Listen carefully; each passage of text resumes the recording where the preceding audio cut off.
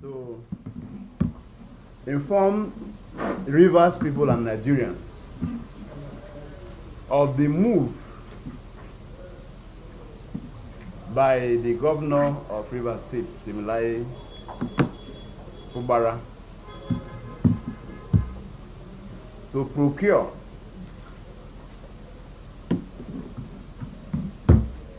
interim orders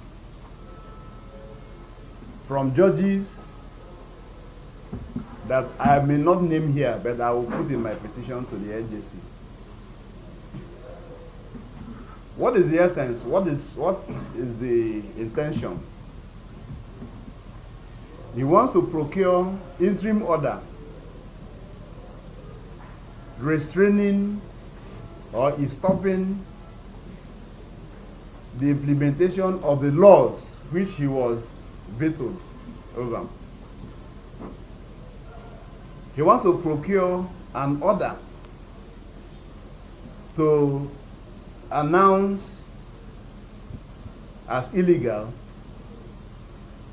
the Rivers State House of Assembly as constituted and as led by Right Honorable Martins, Chike, and Mebu. Reading through the 8 points above, will it be true to say that indices 6 and 8 have been implemented? What are 6 and 8? That you present a budget to the legitimate assembly recognized by Mr. President as being headed by Right Honorable Martins, Chike, and Mebu. That you should present the budget. I'm asking the press, has that been done? Now, have Index 8, which of course directed the governor to conduct an election and never recognize any other nomenclature in the local governments. Has it been done? Again, you are all aware that by effusion of time, the governor's blatant refusal to conduct election, of course, goes to affect the instant laws of Rivers State. And of course, it's a blatant, in fact, a deliberate attempt to disrespect and disobey Mr. President.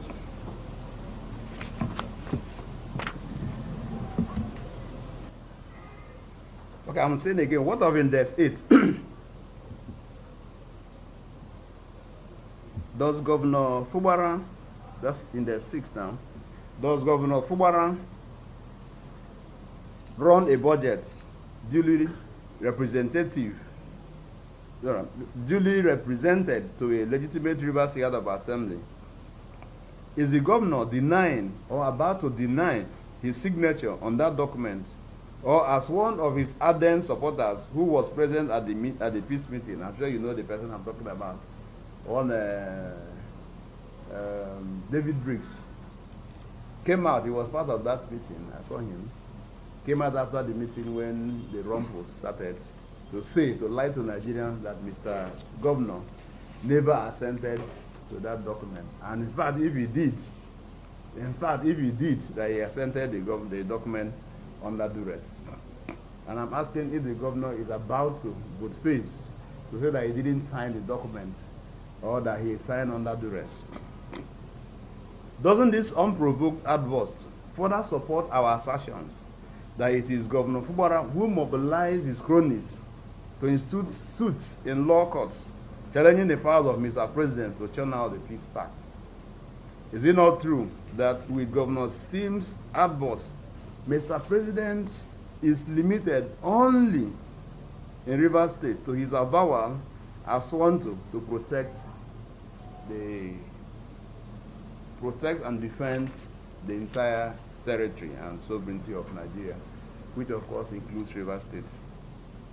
In other words, Rivers State in itself, according to Governor Similai Fubara, is a sovereign nation state with Governor Fubara now as the GCFR.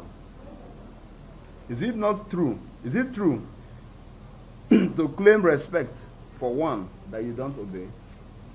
I respect you. You don't obey. You respect me, but you don't obey me. Is it true to claim that you actually have respect for me? Further questions before Governor Fubara. 1.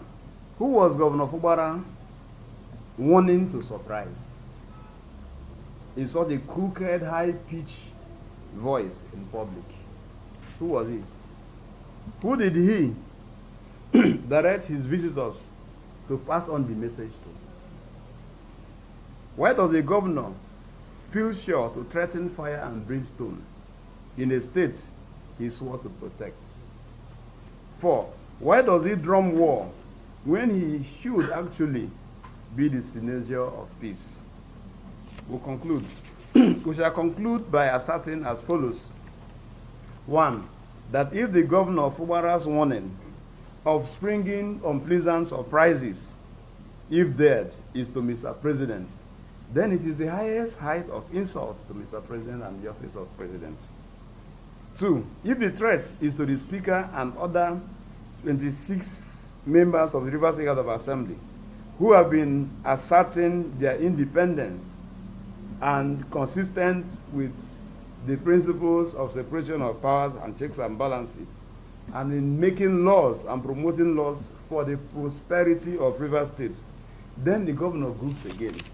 If this threat is targeted at the All Progressive Congress Rivers State, who has sustained its role as main opposition party in the state and had remained unequivocal and vehement in speaking for the mass of our people, including the downtrodden, then he misfired as usual. That threat is empty, completely empty. 4. If the threat is to his estranged benefactor, who is His Excellency Ian Wike, Honorable Minister of FCT, then it will not be out of place to define Governor Fubara as a serial ingrate. 5. The governor should remember the aphorism, and I quote, "Those whose kernels are cracked by benevolent spirit should endeavor to be humble."